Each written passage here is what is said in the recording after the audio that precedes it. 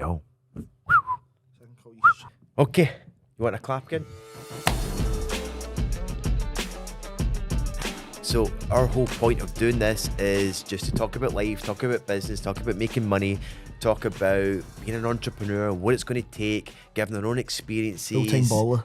It's not entrepreneur, it's full-time baller. This entrepreneur shit's useless. So we're going to have conversations. We're going to talk about some of the things that we've been up to, what we've been doing, and and we'll get a lot of value from it, I'm sure. So why don't we kick things off and maybe have a little chat about entrepreneurism as a whole? You know, what does it actually mean, and how can someone start exploring and looking at different opportunities and finding their path in this kind of whole world of business and life? You know my definition of entrepreneurship? Yeah. Right? And I'll say it firstly, then I'll explain it, because I'll say it and people will go, what the hell do you mean, right? Being a lifelong entrepreneur, because see if you get into business for a little while, then you leave, you're not an entrepreneur, you're someone who's taking advantage of maybe a small opportunity. Entrepreneurship to me is for life. You're committed, right? Entrepreneurship is a consistent life of dissatisfaction. And wait till what I mean, right? See, when you get the McFadden, a real entrepreneur doesn't go, oh nice, I've got a McFadden, let's slow down. It's right, okay, I've got a McFadden, it's all right. What do I want next? I want an Aventador. They get the Aventador and they enjoy it for a little bit. All right, okay, what's next? Like, it's a life of what's next. If you're a true entrepreneur, you never stop and go, okay, I'm done. Entrepreneurship doesn't finish. I don't know if you agree with me on that, but entrepreneurship doesn't finish. You get something and you go, what's next? I've never got, even now with the roller and all that kind of stuff, ticking off these big things, I've never went, okay, I can slow down now, because I've not got a jet yet. And when I do have a jet, I'll probably get a Honda jet first. And then I want an Embraer, then I want a Gulfstream, then I want a BBJ, then we'll be doing commercial space flight probably, so I want a spaceship. Like, it doesn't end. Being a true entrepreneur, it never finishes. You just keep going, man. Yeah, totally with you. I mean, there's definitely been times in my life where complacency kicks in, and there's been moments of satisfaction. Because complacency is the killer, isn't it? It kind of keeps you where you're at, and and you don't go out and fulfill your true potential. So I remember I had a goal in my later 20s. I think it was like 27, 28.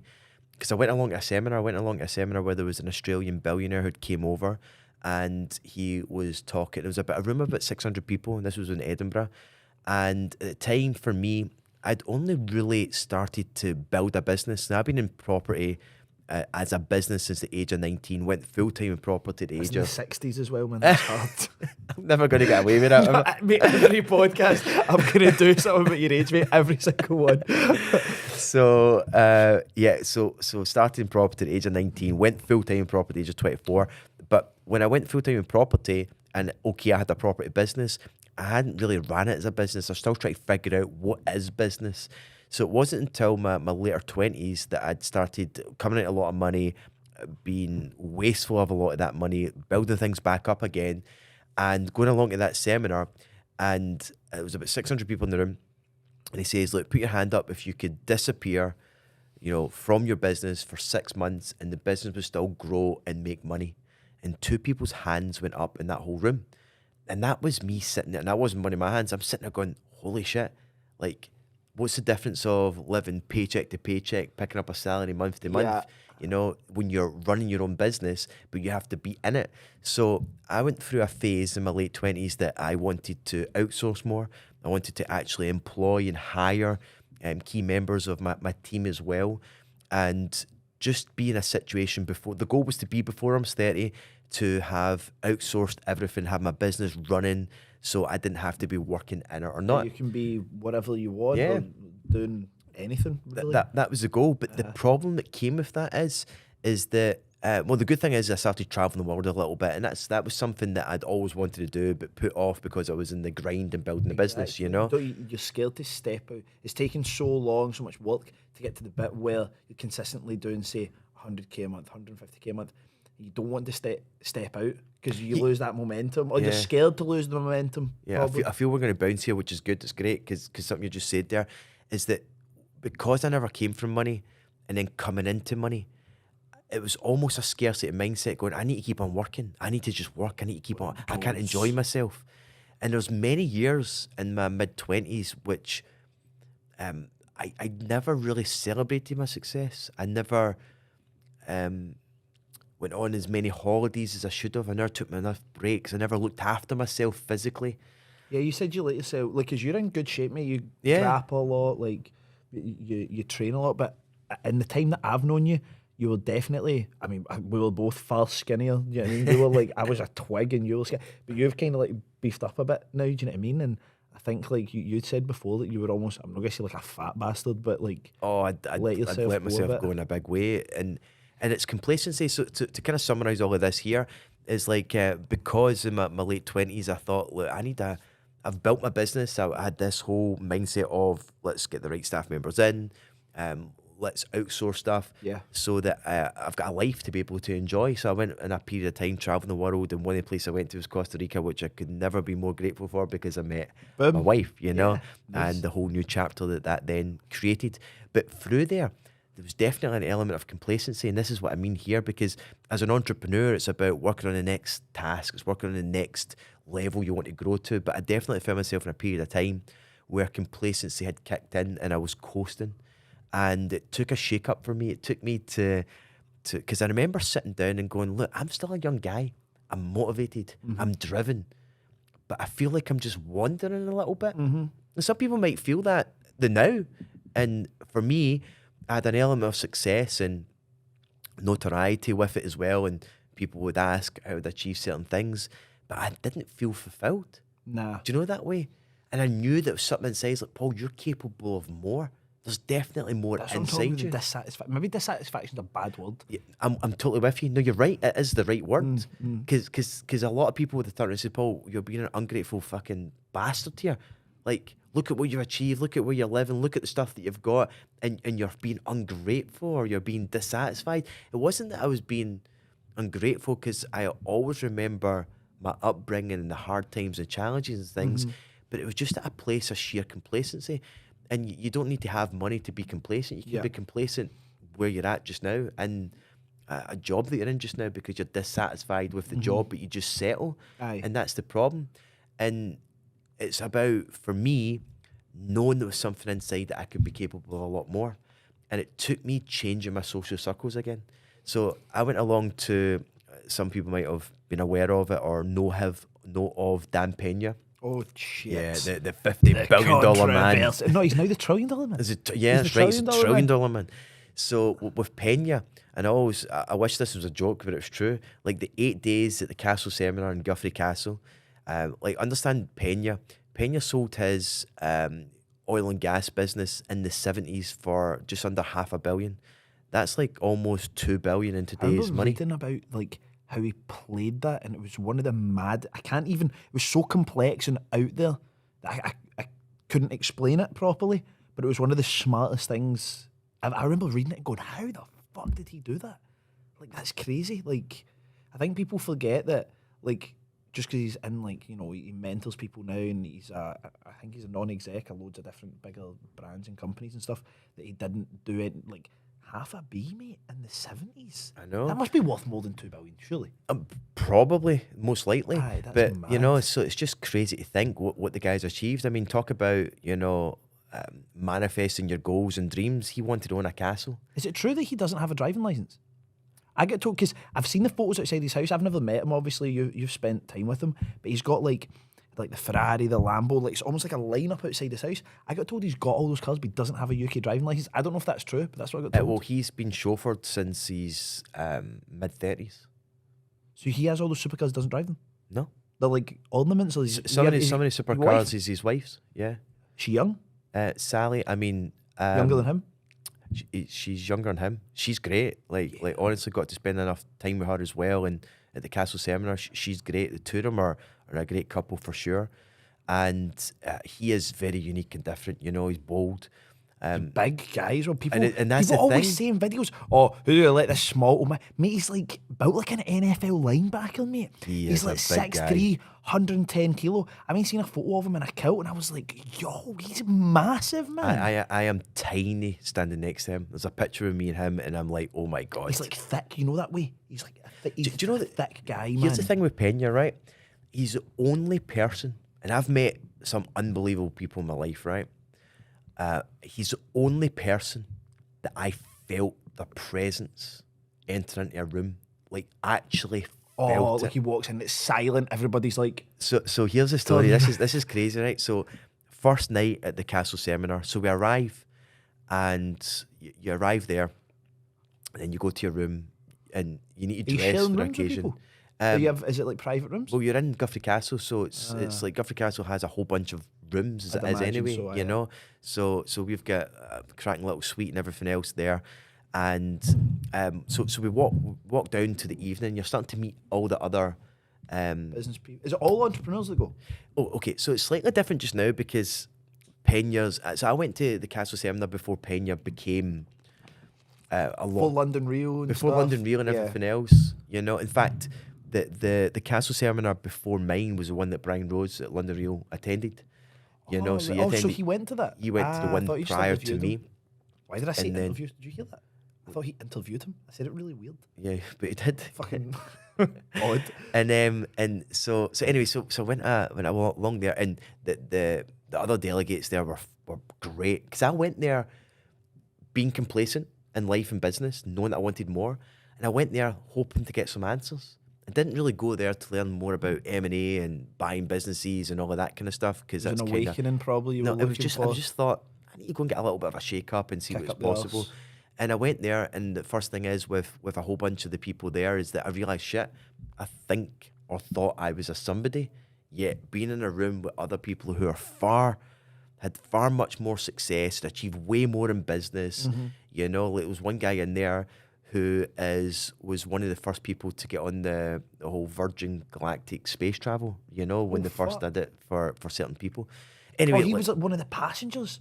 yeah, no, Like one of no. the first passengers to So go? he's not yet gone, but He's on the list. He's on the list. Mate, you need to be like a mega for that. Exactly, Like mega. exactly.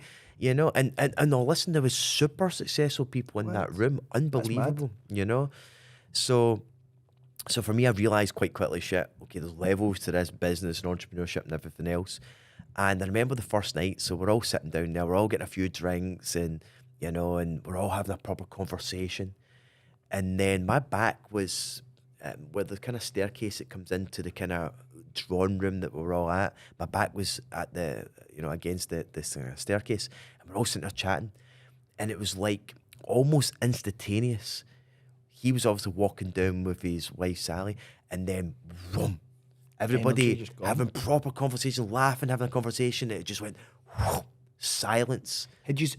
Let me ask, had you seen him physically at this point yet? Not yet. So you've just been, the staff have like received you into the house. Yeah. You've went, dropped your This is shit, this is got your ready, first, you're yeah. down having a drink or Yeah. whatever, just sitting there. So you've not even physically seen the guy yet. So part of me knew that we were going to be seeing him that evening. But you didn't. Yeah. Did you realise how big he was? Like physically before you went. Nope. Because it's a misconception when you look at him look online or you small. see anything else. Does look It small. does not look like how he truly actually is. So I remember kind of just turning around as the room went silent and saw him walking down. And you know how the way he dresses, right? He's got his whole, you know, pocket clock. He's got his you know, his whole three-piece suit and everything else. You know, like it's just looks $1 million. Like you can tell, and he commands that. And as soon as he walks in, the room was so silent, and he walks up, and then instantly he just starts to offend everybody in the room. You know, like just throwing all sorts of kind of comments. And the first thing, and I'm wearing a suit that cost me $2,000, right? So Once you get it from Glasgow? I got it from New York actually. So when I was over there, so I had a few nice suits there because again, you're I've got having like to look two and I the- never wear them. I know, like, I don't wear suits these days either. Yeah. But back then, like going there, you had to really look the part. And so I thought I was looking the part, thought it was somebody and everything else. And everyone else is dressing super smart, like for sure. And then his first kind of comment is come in and he's looking around, staring at people, looking at in the eyes. And he just goes like that. Yeah, I can smell the poverty in here. And I'm looking at him going, fucking hell. It's a bit fucking crazy to state that because, again, super successful people in there. And I was, you know, making a lot of money at the time as well. But How much do you there's think you were making like a year at that point? Like just so I can understand. our business was doing just under 2 million a year, Yeah, so yeah, yeah. we're still making money. Uh-huh. You know, so but again, there's levels to it. It's just crazy. So we're still making money. We're still got my portfolio, still involved in some things, but super complacent, right? At the time, so still got a 7-figure income, which I thought at the time was a big deal. Clearly, someone like him, like, are you struggling? Do you need Do you want me to send you some money? You A know, light couple million to get you through the winter months. so it was just nuts. And then that caught, I could smell the poverty in here. And then certain people would pipe up and say certain things, and just a kind of question, he would just like slap people down. And then we all have to go out for dinner. So we're all sitting down for dinner. And the castle, And he's so we're just sitting down having dinner, and it was, you could hear a pin drop. And he would awkwardly look around and see people, and because he's profiled everybody before you go there, he knows everyone that's there. Yeah. You know, and you've got the picture of you and everything else. And I guess it's like an application process. yeah. And then he would just throw certain things out, and he'd be like, "Oh, there's a Scot in here. Where's a Scot?" And I'd be like, "Oh, here." They just look over, just staring. And then I stupidly asked a question about the Scottish referendum back then to take his viewpoint. I think I was just trying to have conversation, because for me it was. Did you really give a fuck about the question? I really did not give a fuck. But you know what? Wait, it was so awkward in the room of silence. You could hear clattering of forks and knives and everything else, and it was just awkward. And I'm like, well, I'm gonna just actually try and talk. Oh my god, I got slaughtered for that. It was unbelievable. So the good thing is that as the days go on, though, like you can't have people shut up at when they're going for dinner, because you go for dinner every night together. You have to be sharp for it. You had to meet down there at certain times. Everything was regimented. Everything in terms of the time Like that it going to the army, starts. innit? Like, Yeah, it's like- because his background of being in the army and things. Oh, was he? Yeah, Oh yeah. shit, I didn't know that. So it starts, breakfast served at a certain time. Everything runs on point, whether someone's in the room or not. Every break, you name it, the evening meals. And it was long shifts, because even though after the evening meal, and as the days go on, he starts to really brutally put people down for not drinking enough, right? I mean, he's just trying to push the boundaries and everything.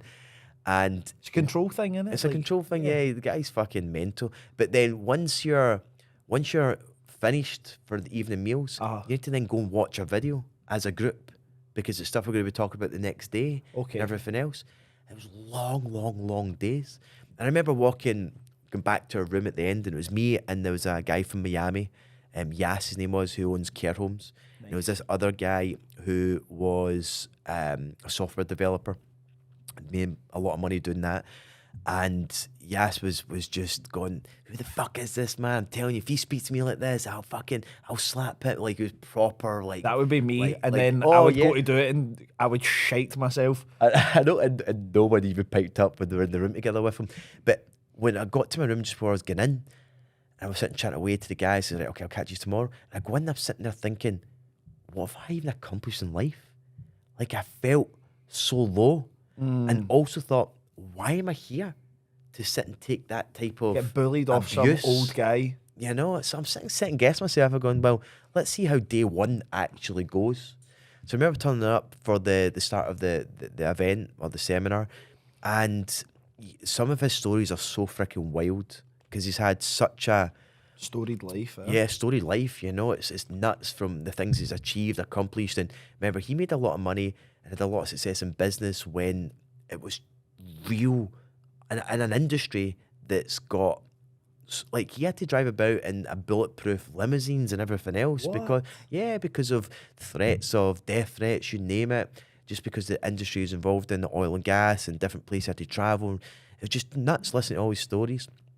And you realise that for him, and the point that he's trying to get across, is that whatever you think is a big goal, it's absolutely nothing. And we place more meaning to it than anyone else. And it's one of the things I left of it is to think a bigger, more importantly, which then led me to do and get involved in bigger things after that. But also when it comes around to making decisions, like, we all think that we're making life or death decisions on a daily basis, yet they're so insignificant in the grand scheme of things. Yeah. As soon as you get over yourself and realise that what's the worst can happen with the decisions that you make, You just live by it and learn from it. But most people don't move ahead in life or take action because they're overanalyzing things or wondering, like, what if this happens? What if other people think about me? If I do this here, this could happen here. What if I fail at this? It's all this what ifs and panicking and just making a simple decision a lot bigger than it actually needs to Have be. you ever seen that old like marble statue from like ancient Greece, and it's like the thinker? It's very famous. It's the guy like leaning on his elbow, Yeah. like this. You know the statue I'm I know talking what about, you're right? talking There's a great cartoon, and it's the thinker, and he's sitting like this, and then there's the same statue again, and it's him like broken up stepping, and it's the doer. It's like to philosophize stuff and think about stuff all the time and calculate stuff all the time. You'll never actually get any progress. Do you get what I'm saying? Like, if you're constantly sitting thinking, what's the upside, what's the downside, what's this, what's the that, like, there's always a reason that can try and justify you putting something off. Oh, I don't want to do this because Brexit, or I don't want to do this because Scottish independence referendum, I don't want to do this because COVID, I don't want to do this because swine flu. Like, there's something you can, war in Ukraine, like, you can tap into anything to Yeah. excuse your lack of action. Well, in the whole conversation we're having here about what is entrepreneurship, well, think about it. You'll know if you're an entrepreneur if shit hits the fan. Look at everything that happened over the last few years with multiple different lockdowns and you name it, right? Global health crisis, you name it. So with all of that there and everything that's happening, entrepreneurs, true entrepreneurs, they didn't turn around and go, oh, business is fucked, can't do anything, maybe I just need to, retract into my shell, maybe I should just, live within my means. No, an entrepreneur's like, shit, there's opportunity here, what do we need to do? How do we need to pivot? How do we need to be more aggressive? It's about stepping up and getting shit done when you need to. And this is the reality of building a business. Yeah. Is that, I've been very fortunate that I've gone through like a full cycle in terms of getting involved in business, especially in property, pre a 2008 recession, and seeing the market there being explosive and everything in terms of massive economic growth, property prices going through the roof, then living through a recession in the challenging times. And I always joke about that I was already poor prior to 2008. So when the recession hit, I was like, welcome to my fucking world, right? Aye. So for me, I never knew that it was going to be a lot of hardship for a lot of people because it was already hardship for me. But working through the recession and then starting to see the market correct itself and seeing different cycles or different seasons of a business. Like during an explosive phase of economic growth, anybody can make money because people are spending. People are out there actively getting access to money. Think about it. Everybody's positive about things. People want to go on more holidays. People want to upgrade their lives. It's just nuts how easy it is to make money. So being an entrepreneur during an explosive phase of an economy growing is the easiest place and easiest time to make money. When the economy starts to contract, where people are starting to spend less, now it's more difficult. And that's where it's going to make or break an entrepreneur. That's where you're going to really earn your stripes and learn about, can you weather these storms, these economic climate changes that happen? So, you've got to ride different waves.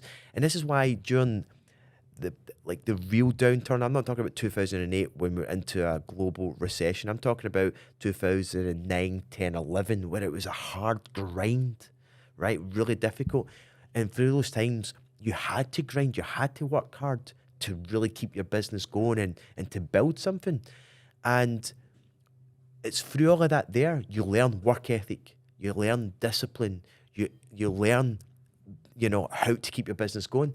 And my biggest regret through all of that is that when I started to make a lot of money, I became complacent. It's come back to the same full circle I'm talking about here, became complacent. I didn't go as aggressive as I should have by buying up more properties. So I look back with an element of regret, although I don't want to live with regret. Of course not. Aye. Why was I not more aggressive? Why did I not buy more properties? Why did I not drive more? Why did I not work as hard as I did to build the business? Because I thought it was never going to end. I hadn't been through various cycles of growth and up, when the market's gone up, the market's gone down. Positivity's the worst drug, mate.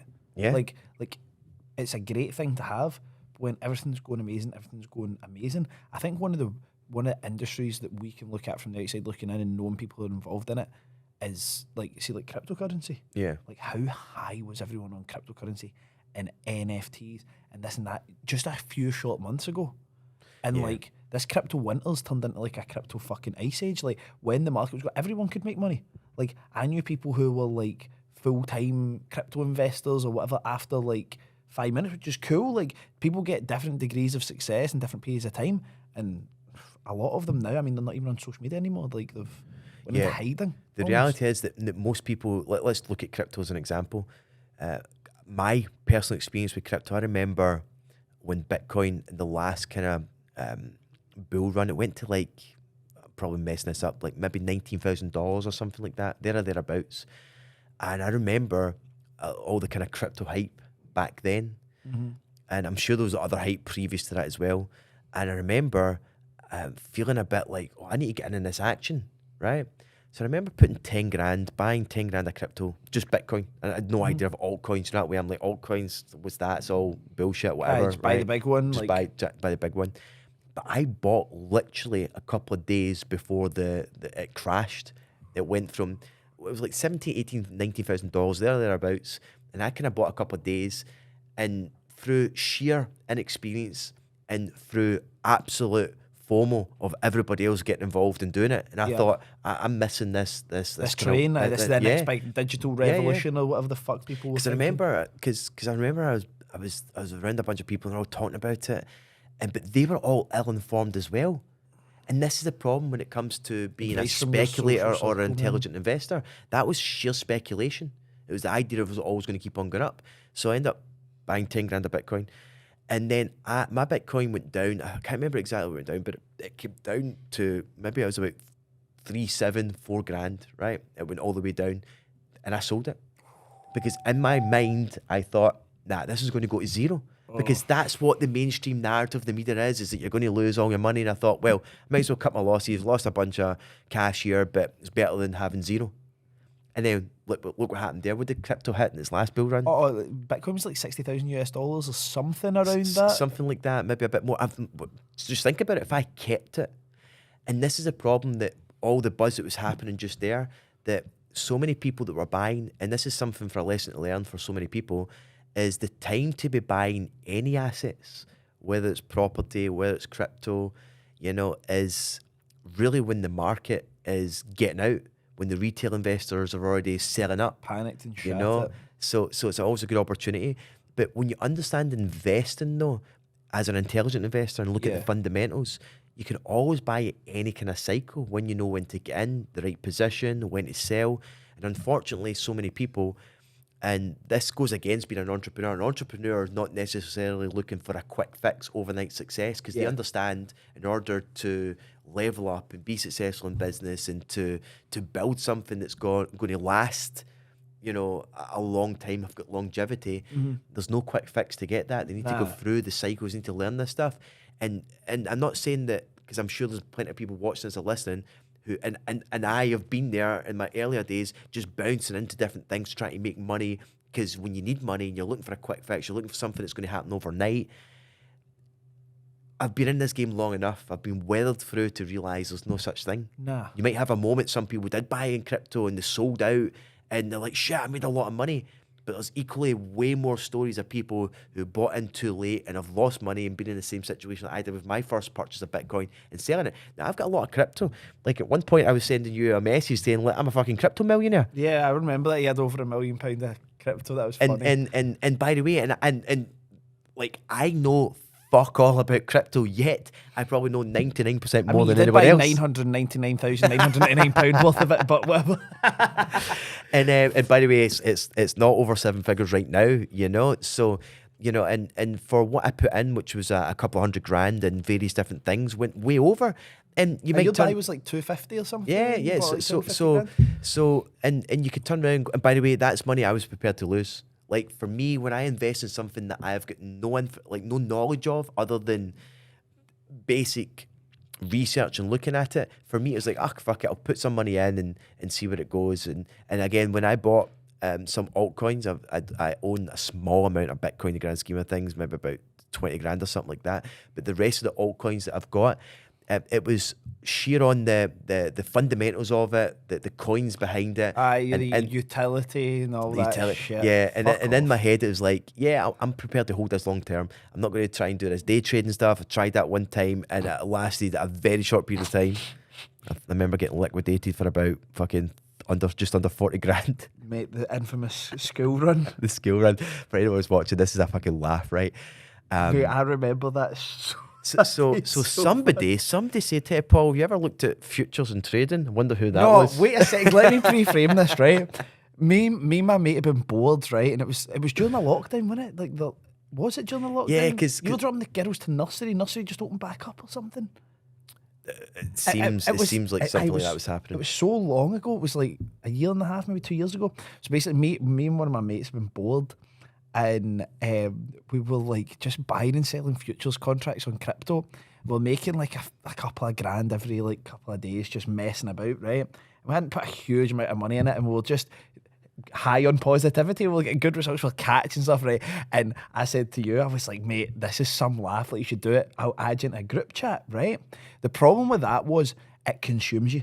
Like, that stuff consumes you. That was the thing that I didn't like. You're just like, you want to check your phone every 2 seconds, right? So obviously, me and Chris had maybe put like, I don't know, 5-6 grand or something into this, right? Like, it wasn't like a huge amount of money. We're just buying and selling, and it's a laugh. It's almost like, do you know what I likened it to? See, when everyone at lunchtime on building sites, I never used to do it, but they'd go to the bookies and put a couple of horses on whilst they were getting the roll, and they'd watch and see. That's what it was like for me. It was like a laugh just to see what would happen, something to talk about, right? Because COVID's happening, the world's so fucking boring, right? And you come in and just bought some fucking ludicrous amount, like Mate, some stupid amount. I honestly, I look back and I go, what a fucking stupid arsehole.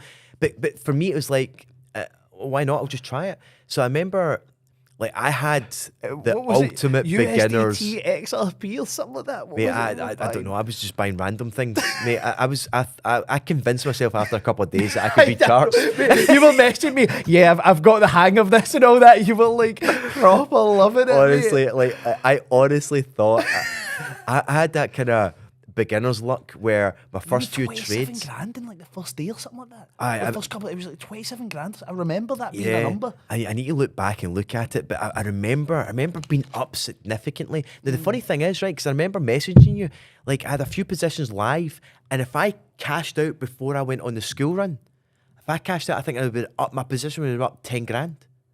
I remember I looking at it, and I messaged you, and I think I said to you something, think I should cash out or what, and I think you just said I said yes. yeah, mate. But you were a professional reading the charts after your But 4 I mean, days I'm 1 experience. week so in, of course, like the crypto millionaire you know, at this I'm a crypto point. Oh, it's so laughable watching or thinking back. But anyway, so I remember going to school run, and then I get this text message from Binance going, your position's about to be liquidated. And I'm like, that's weird. Never heard that before. It's kind of weird. And then I think I took a screenshot, sent to you. What does that mean? You says, no, I think your position's just about to be liquidated. Like, you need to act now. I remember saying to you, like, mate, put more money or like do something. But to me, I wasn't comprehending it because I left. This all happened within literally 15, 20 minutes. 15, 20 minutes. And then I came back, sat down, looked at it, and went, my account's been liquidated, which was sitting about 40 grand in it. Gone. And we were running like, what was it, like 75x leverage or something? Like something ridiculous. Because it was, mate, it was basically gambling. So after that, I think I did do some extra trades or whatever. And the thing that stopped me from doing it altogether, just stopping, but simultaneously I own a whole bunch of different altcoins just to hold. Aye. I just thought I'm going to try this out and stuff like that. And I mean, I hate being wasteful of money because it's disrespectful, especially not having come from money. Mate, see when you lost that, even though I'd said to you, like, you should sell that. I mean, what the fuck do I know, right? But I'm just saying, mate, if that was me, like, I would sell that and get it done. Like, see when those positions were liquidated, no joke, I've never said this before, right? I thought that was going to be the end of our friendship. Really? I was like, nah, Paul's going to be raging at me because I told you, like, get out of that. That's mad, mate. You've done some crazy shit there, right? But, like, obviously I forget. And even then, like because my last 4 years have been wild, mate. Like in terms of money, like, it's just been so crazy. The acceleration been so fast.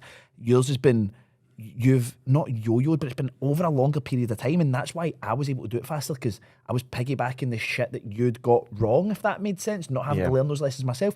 And I was thinking, like, even now, if one of my mates said go and do something, right, and I invested in it and it went wrong, it'd be whatever, it's my choice. But then I was thinking, if someone made me lose 40 grand, I would like punch utter fuck out of them. Like, I'd be raging. And I was thinking, Paul's lost 40 grand. Yes, I told him to sell it, but I said to him, mate, we're doing these wee daft things. Why don't you come and do it? And I was thinking, nah, he's going to fall out with me. And I think we were on PlayStation that night, like playing COD. Mate, I don't think I could speak. I was like, so... I think I was roasting myself. How's the weather in Glen Eagles? Like, mate, I didn't even speak about that day for like 6 months. Because I was like, he fucking hates me. Like, I shat myself, mate. I was like, yep.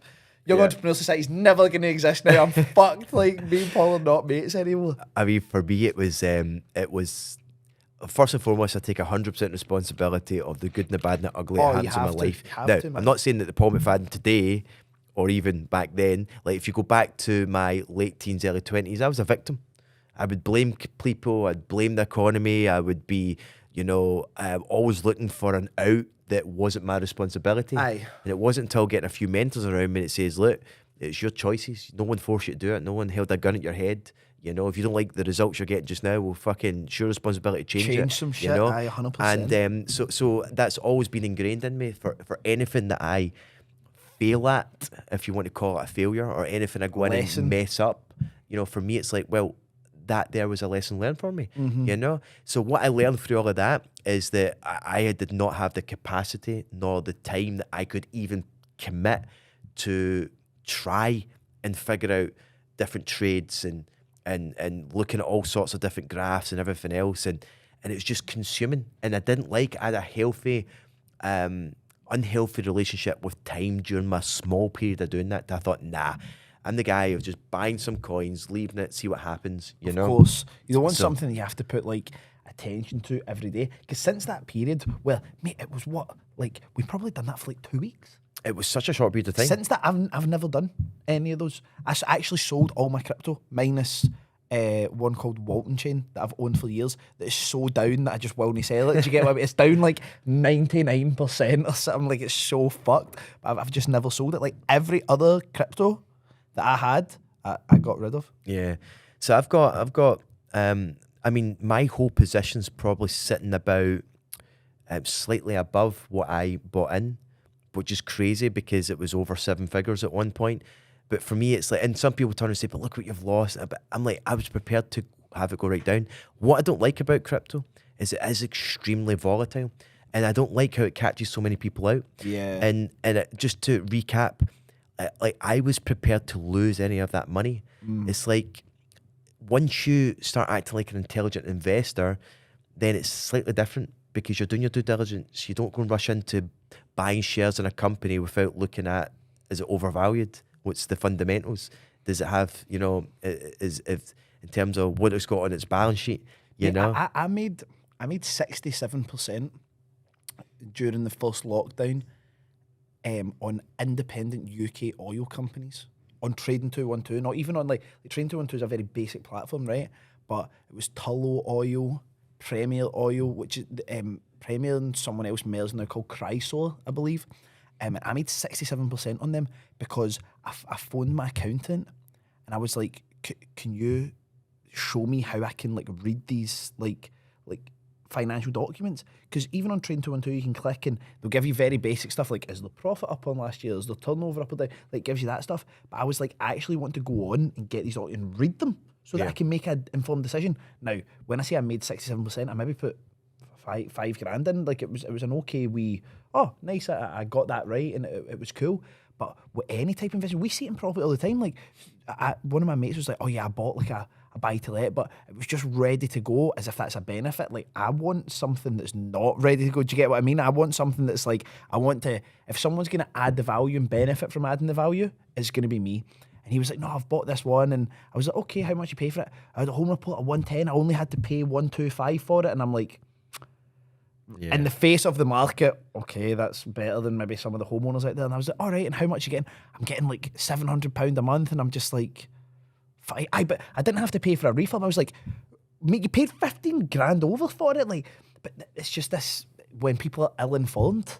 See what you just said there? Like, think about it. When it comes to, if you're going to go and buy a property, this is for a lot of people who are just about to buy their first home to live in. And the way the market's been, people paying 10, 15, 20% over. So if they're going to buy a 100k property and they go 20% over to get it, that's 20 grand more.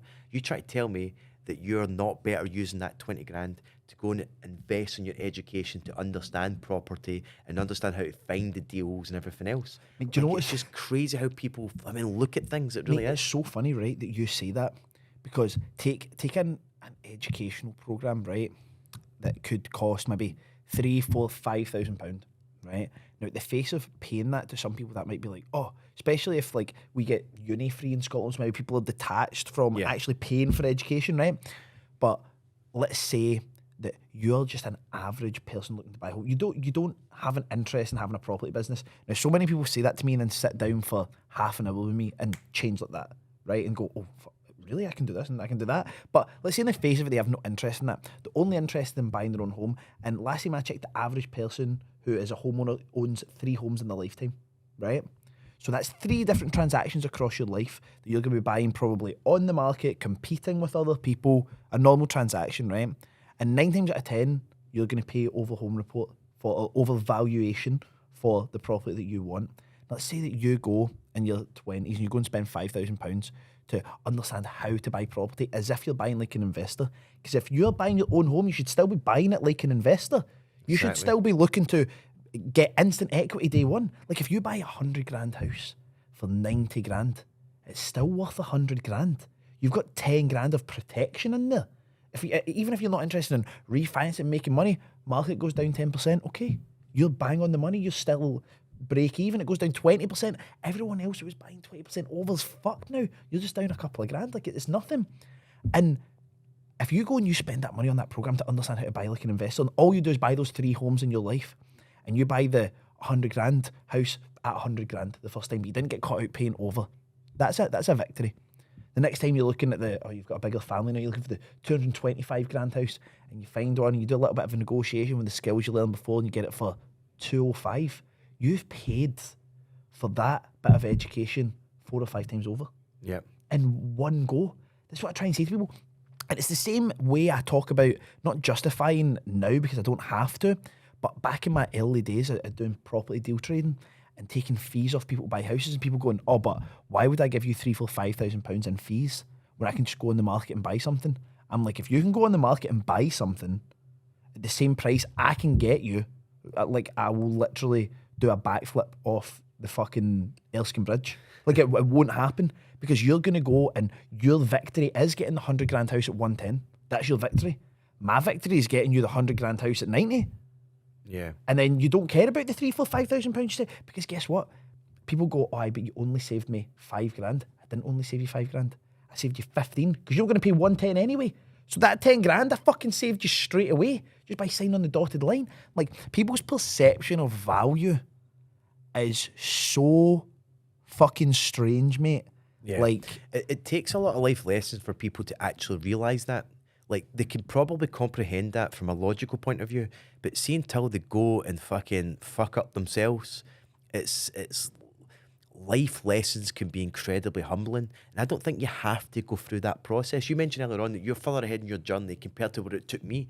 Like, from when I get started in business and property, it took me a significantly longer term than most of the people that come through our programs, because they're learning from my mistakes and a roadmap that we can at least map out for people to follow. Aye. But even at that, you've probably still made some mistakes, right? It's still lessons learned as you go along. You need to take some lumps, but they've not been ones that they're far less like major. Yeah, you get what I'm saying? It's just simple the financial challenges. value of them has been less. The mental strain has been less. Because see, having that, like, if you're in a tough negotiation, I still do it now. Like, I will never, because like I've said in like previous episodes and stuff, you don't complete entrepreneurship the same way you don't complete property. There's going to be changes in regulation. There's going to be different things. There is always going to be situations that you maybe haven't seen before. Like, I'm not going to sit here and say now, because I'm 4 years down the line in my journey, I've made over £1 million through property. I've got my dream life at this point, which I am looking to make bigger and do more. I'm not going to turn around and say, oh, well, I don't ask you questions now. I still ask fucking questions. If I have something sitting there, I'm like, shit, I've never seen this before. I'm not too proud to go, oh, I'm just going to go and deal with it myself. Like, what's the point? I'm not there to try and learn. I don't want to learn the hard lesson if I don't have to. There's this weird, like, misconception with business, because the stories worth telling or the stories worth hearing a lot of the time have some type of tragedy during it, right? Because those excite people to listen to. I was a millionaire and I lost everything and I was homeless and then I made it back. Those are the type of stories that people want to hear. So people think that that is the only way to find success. People say to me like, oh, have you had a big setback? I'm like, no. Oh, well, when that happens, I'm like, whoa, whoa, whoa, whoa. What do you mean when? Like, if, maybe.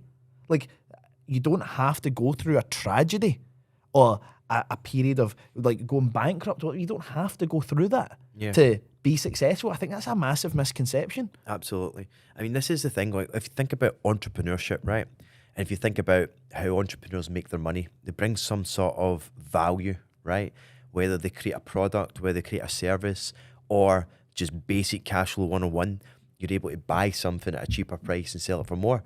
And if we're talking about crypto and everything else, and especially when it's been incredibly volatile, it just takes a tweet, it just takes some sort of thing to hit the media and the news to shake a price of. Elon Musk. Musk. Write some shite on Twitter, the prick. I'm going to buy Twitter.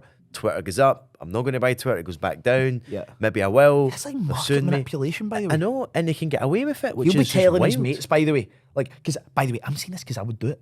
Does that make sense? Like, if I was Elon Musk, I would text like you, Antonio, Steve, like all my mates. I'd be like, guys, I'm just about to rain on Twitter's parade. I'm going to tweet some mad shit. Like, that's what you would fucking do. Like, I mean, I would anyway. It's mad that he's got that much power, and that worries me with certain things.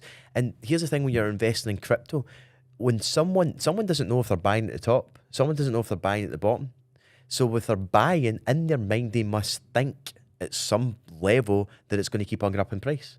They're going to make more money. But for me, the intelligent investor is, well, here's the value of the thing I'm about to buy, whether it's a property, whether it's a, some sort of product that you're going to go and the sell. value proposition day one. Yeah, what can I get that at wholesale to sell it at retail? Can I buy that property that's worth 100 for less? Even better, can I add value to that property? Can I add value to this product that I'm going to purchase to put other kind of things bolted onto it to increase the value proposition to sell? That's what we need to be thinking about entrepreneurship. Like an entrepreneur's not trying to jump into quick fixes, sorry. For me, when I put money into crypto, it was sheerly out of, I've got spare chunk of change here, let me just throw something in out of curiosity. 250 grand, chunk of change. Chunk of change, guys. 250 grand. I think he's a prick as well. Just so you know, he's a fucking prick. But keep going. But do you know what I mean? It's like it's relative to your fucking position as well, mate. Like, so the point is that for me, because hey, we're talking about young entrepreneurs here, right? And I don't want them to make the mistakes where a setback, like, could really affect you a little bit and put you in a situation where you've got a bit of financial stress. It kind of knocks your confidence and stuff. So you should be careful when you get into more volatile things. Like, I'm sure people make money trading stuff online, stock shares, you name it. Of course they do, but they can't escape the volatility. I don't know one single trader who's got 100% track record. oh, of course, like, of course not. And do you know what the thing that's the scariest about crypto as well, right, is the power of, especially the last 12 months, of influencers in crypto, right? So see, like, young people, you're saying they're making these mistakes. Like, take me, for example. One of my favourite clothing brands is Margiela, Maison Margiela. Now, why do I like, and I will admit that this is hilarious and so stupid, why do I like Margiela? Because the first times I seen it, my favourite rappers were wearing it. And I went, shit, that looks cool. I didn't see it on someone in the street. I seen it on people that I follow who influenced me to make that purchase, right? Now we're seeing, Kim Kardashian got done in a lawsuit last week. She had to pay all sorts of damages for promoting that Safe Moon or whatever the fuck it was called. Yeah. You know that one that was a big scam? The guy John Caroni or something, right? The Safe Moon thing, Jake Paul is having to pay damages for that. MoonPay, which was Post Malone had it in one of his music videos. Like, they pan behind him and he's on his phone paying someone through I MoonPay. love how they make it so subtle, as if they're not advertising and Mate, marketing, you know? Lil Baby just released a new album a couple of days ago, right? You won't listen to that because you listen to the fucking Beatles or whatever, right? So he released an album the other day, and I was listening to it yesterday, and he mentioned MoonPay in the album. Now, I don't know if it's one of his older singles that's maybe been out for like a year and he's stuck on the new album, but like these small things they do, and like these online giveaways. Remember I done the Mad Floyd Mayweather giveaway thing to test if it worked, and Yeah. done the YouTube video on it, and it was a load of shite. Like people are so influenced by these decisions, and like young people are like piling like everything they can into, I mean, dog shit cryptocurrencies. Like, at least when you look at I don't really care about crypto now. I've detached myself from it, right? But you look at your XRPs and your Bitcoins and blah blah blah blah blah. There is use cases for those different things, but people like, mate, there was a crypto called Cum Rocket. You know that? For fuck's sake. Cum Rocket, mate. And people are buying it because it's the greater fool theory. It's like that one when Squid Games came out, the TV program Yeah. on Netflix, thought it was pretty cool. They even had Squid Coin or something like And that. they had to put out that it wasn't affiliated with a thing. Yeah, because it went crazy, it blew up, and then literally overnight it just disappeared with all the Top money. G Coin, Andrew Tate. Oh fuck's sake! That wasn't no him way. though. Like, Is I that wouldn't put someone it else? past. Like, I would That's like think he would Elon. do that. Elon's got a coin. It's nothing to do with him. Mate, there's one that's like something to do with him. No, mate. Do you know what the funniest one was?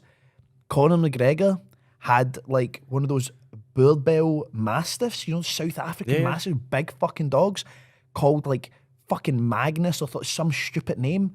And people made a crypto about it. Like, you know, those comments you used to see on Facebook, like it'd be a photo of someone who's really unwell and it'd be like 1 like equals 1 prayer and all that stupid fucking post.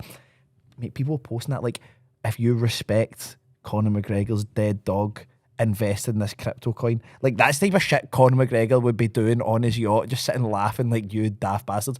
But so many of these coins, like, not affiliated Those with coins are cracker shit. as well. Mate, what was the one that was Shibu or something. Shiba Inu? Shiba Inu. What was the Pokemon one called? Oh god, And like, now you're just like taking the piss. it wasn't actual Pokemon, but there was like a name that was similar to Pokemon. Mate, they were like, oh, it was NFTs, right?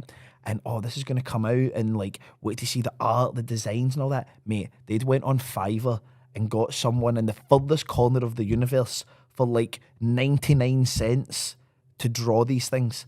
Like, I could have found a child with no fingers that could have drawn these better. Who's that guy that is big in the NFT community that bumped into someone and someone said, "Will you draw me a picture?" And he literally drew a stick man.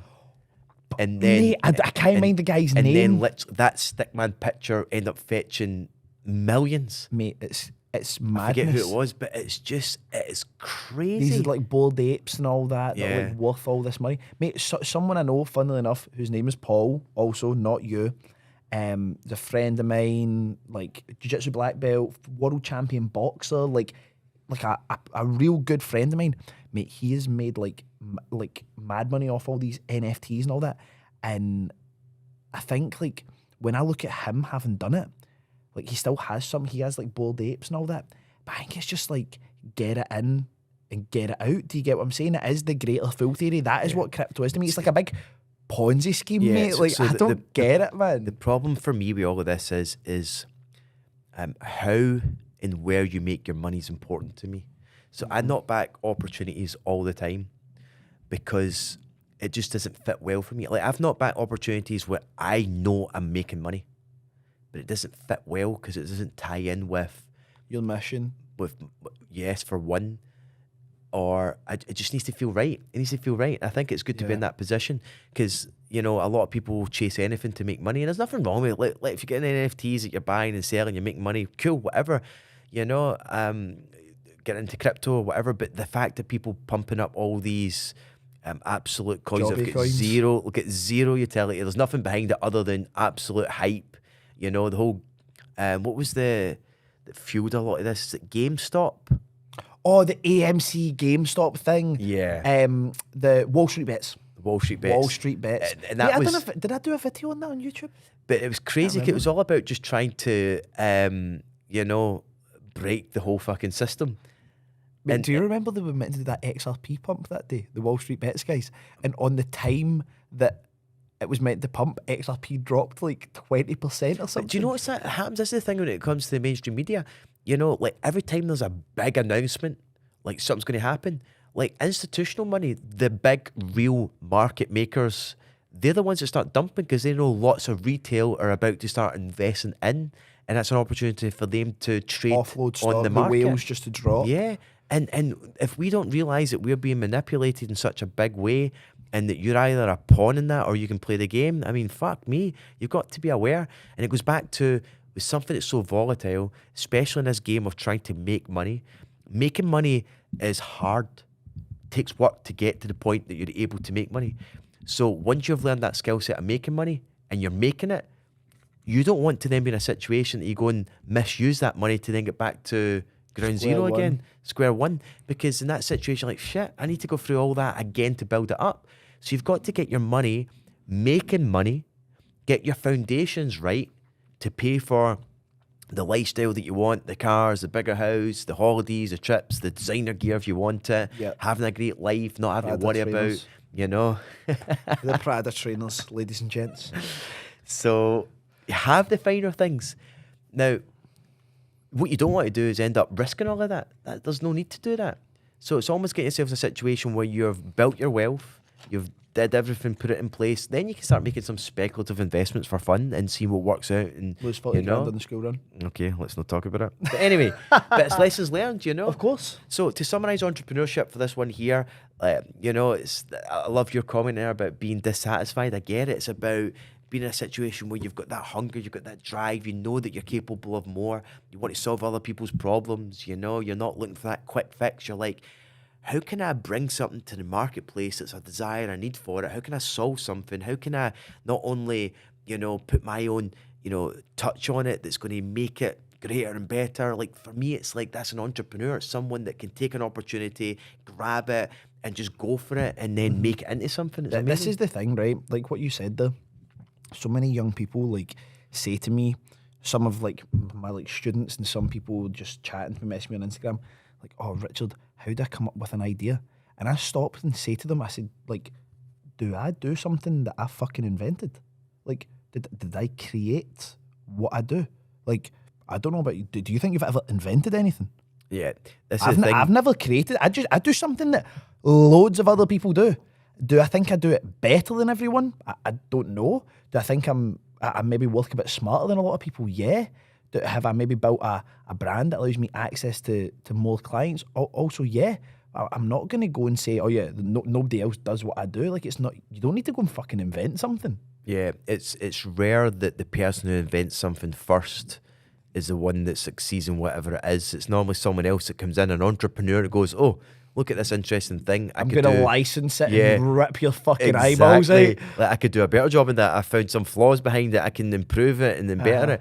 And that's how, you know, how everything works in life. It's like if complacency kicks in for a business, that business is going out of business. Look at Blockbuster. We spoke about that previously in another podcast. Yeah. Like, you know, Kodak, all these companies who have went under. Some of the big companies that have just became complacent because they're stuck in their old ways of doing things, of not being, you know, coming up with times and changing things and getting with it. HMV, another example. I mean, like, Debenhams, Top Man. There is so many examples, and we need to be careful. And by the way, the funny thing is, when you look at that, is the entrepreneur who started all of that is no longer at the helm of it anymore. It's someone else that's coming in. It's a more corporate structure who are not thinking like an entrepreneur. Entrepreneurs truly change the world. They really do. Mm-hmm.